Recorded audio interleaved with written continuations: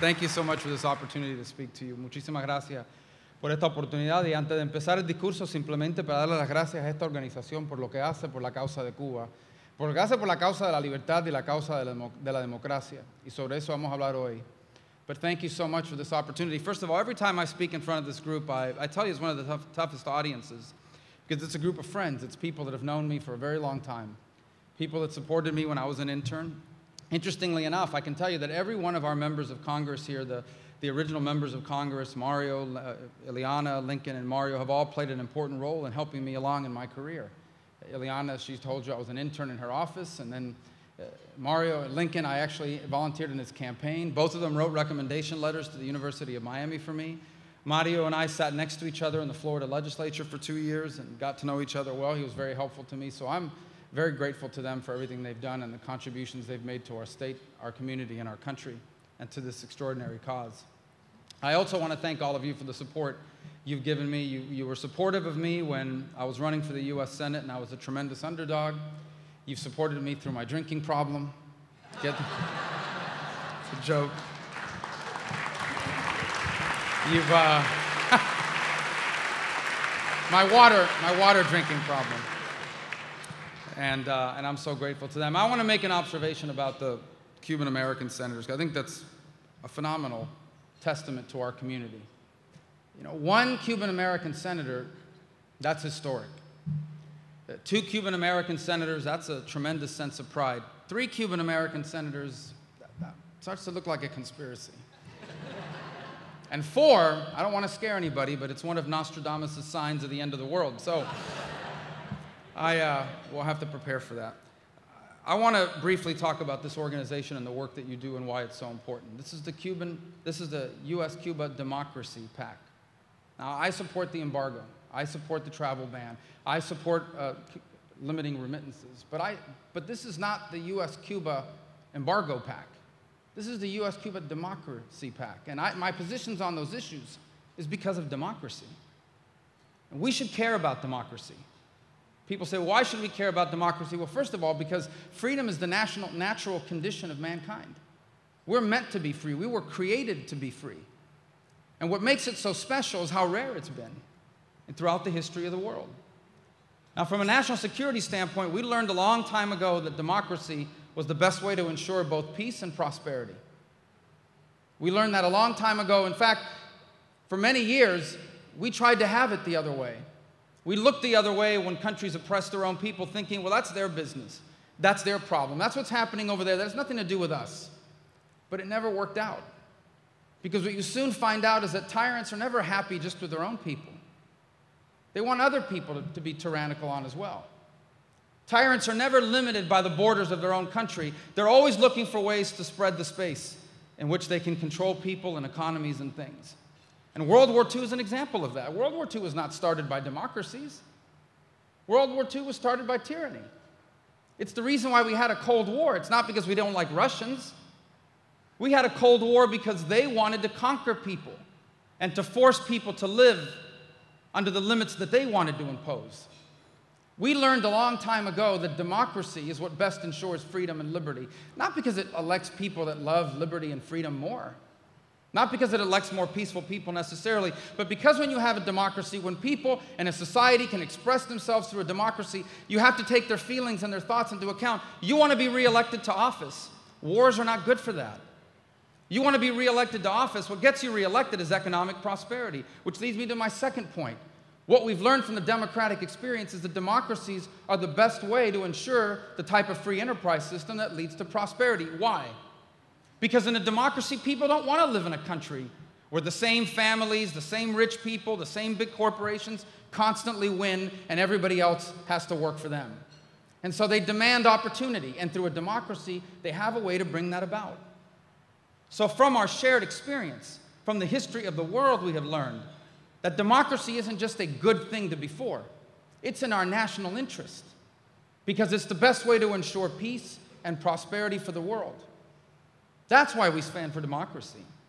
And that's why we stand for democracy in our hemisphere. That's why we care about the issue of Venezuela. Because we believe that all people have a right to a democratic government, including the people of Venezuela. That's why we stand up for democracy in Nicaragua. And that's why we stand for democracy in Cuba. That's why we stand for democracy in Cuba. Because we believe it is the best way to bring about the kind of future we believe the people of Cuba deserve. Now, what kind of economic model they're going to have, that's up to the Cuban people. I have one that I would strongly suggest.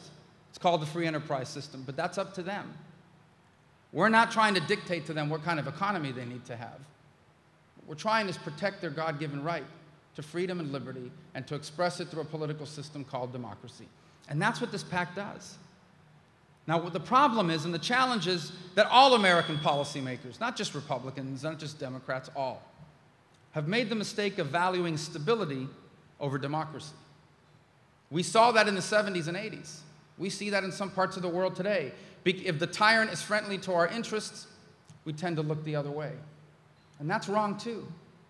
I recently visited the Middle East. I recently visited Jordan. That's undergoing, hopefully, a democratic or more democratic transition. That's good for our allies in Jordan because they cannot sustain what they have. And that's true all over the world. But in our own hemisphere, it's especially true. And that's why this PAC stands for democracy for the Cuban people. And so I think Bob Menendez outlined it perfectly. Our position on these different issues is because we believe they run counter to that goal. And here's why. Because the goal of the Castro regime today is to gain acceptance and legitimacy. What they are trying to do is they are trying to take this system of government that they have created, and they're trying to get the world to accept it as legitimate. So they don't wear uniforms anymore, they wear suits. So they now meet in these big televised meetings that they try to make look like a Congress. So Raul Castro, in the kindness of his heart, has now imposed on himself a 5-year term limit. This is an 80-something-year-old man. Being kind of generous with himself. But anyway, my point is that they want the world to look at that and say, oh, Cuba's changing. And think about how low the standard has been set, how low the bar is. Oh, you can now own your own property. That's not true, but that's what they're saying. Oh, people now have the freedom to travel anywhere in the world they want. That's also not true. Yeah, they'll give you a visa, but you can't travel if you don't have a passport. By the way, I've always wondered, maybe we should apply to go, and let me tell you why I didn't do it. I've always thought to myself, maybe we should apply to go to Cuba, a visa to go into Cuba and meet with the dissidents and see if they'd let us in. Now, let me tell you why I didn't do it. Because I won't go without Bob Menendez, because I'm afraid if they capture me, this government's not going to do anything to get me back.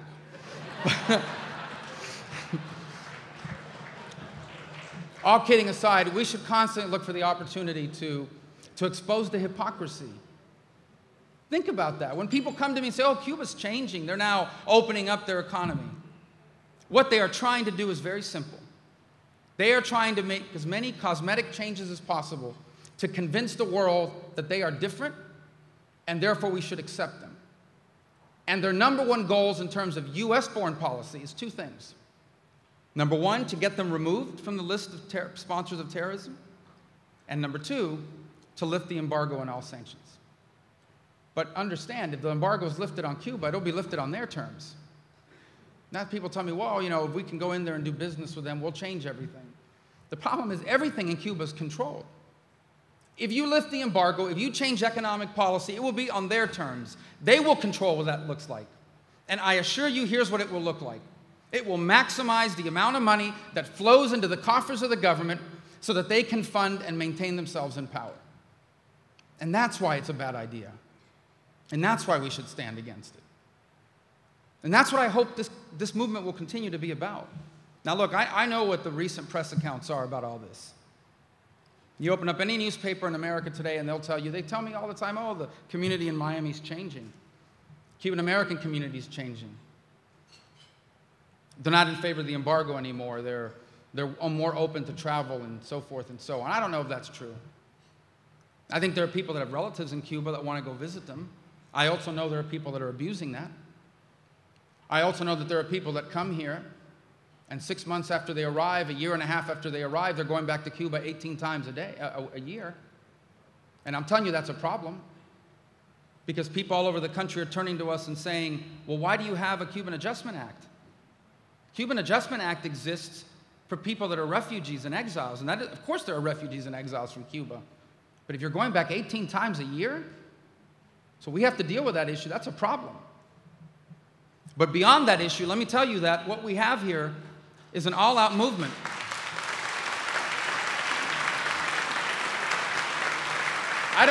By the way, listen, if someone has a mother who's in Cuba and they're dying and they want to go see her before she passes away, there's nobody in this room that's going to criticize them. Not one person. That's not the issue here. The issue is the massive amount of influx of dollars that are going into the hands, not of the Cuban people, of the Cuban government. Here's what else you need to understand. This is designed to work this way. They are deliberately allowing certain people to leave because they know they'll come back with that money, because they know they'll send money back. This is a policy aim of the Castro regime. This is not by accident. This is a design. So too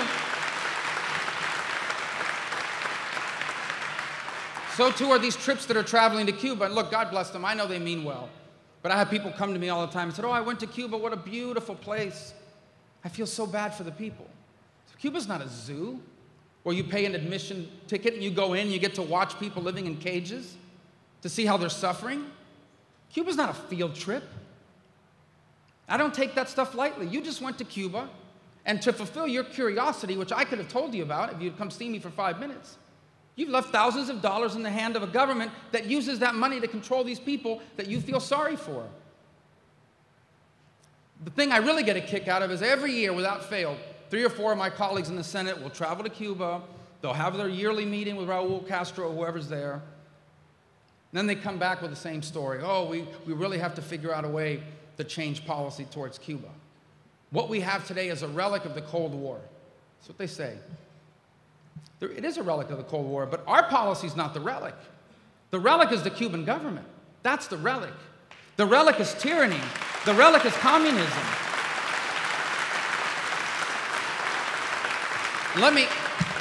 So all these stories out there about the communities changing, look, I don't know. I can just tell you that on matters of principle, on matters of justice, on matters of human rights, I don't care what the polls say. I don't care how many people think we should change our policy. There's no poll in the world that's going to get me to convince me to accept a tyranny anywhere in the world. There's no election in the world that's going to convince me that somehow we should look the other way while people are oppressed and jailed for speaking their mind. There's no political equation in the country that's going to convince me that somehow we should embrace this government in Cuba and what they're doing to their own people. And neither should you. And neither should you. Because I don't know if we're on the right side of the politics today. I believe we are. I don't know if we are. But I know we're on the right side of history. I know that we are on the right side of history. Because you see, democracy is special for one more reason. And I said this earlier, because it's so rare. Look at the recorded history of mankind. Almost anyone that's ever lived has been 2 things: poor and oppressed. In the history of the world, the billions of people that have ever lived on this planet, almost all of them, with a very small exception, have been poor and have been oppressed. And those 2 are related. That means they didn't get to pick their leaders. Their leader was a king who claimed God made them the king. Their leader was a dictator or an emperor because they had more weapons than the other guy who wanted to be the dictator or the emperor. Democracy is rare and it's special. It's how America helped change the world. It's why we had a Cold War. It's why the Cold War ended in our favor. Because while it is rare, it is the natural condition of man. And that's what we're fighting for. And let me tell you why this matters. And I pray to God that all of you will be with us the day this happens. But it will happen. It always does. Eventually, this year, next year, 5 years from now, 50 years from now, God forbid, tyranny will fall and be replaced by some open democratic process in Cuba. That is the inevitable direction of all mankind. And when it does, the same thing that's happening in all these other countries in Latin America is going to happen in Cuba. The files will be opened. The trials will go on. The truth will come out. And all those people wearing Che Guevara t-shirts or posters in their campus rooms, all these people that travel to Cuba and say we should look the other way, all these people that for years have asked this country to accept tyranny in Cuba will have to explain themselves. When these stories come out about the people that were executed in Cuba, they will have to explain to their children and grandchildren why they were okay with that. When all these stories come out about the thousands upon thousands of people that served as many years in jail as I've been alive, they will have to explain to their children why they were okay with that. But we won't, because we're on the right side of history. And ultimately, I would rather be on the right side of history than on the right side of politics every single time. So thank you for what you do. God bless you.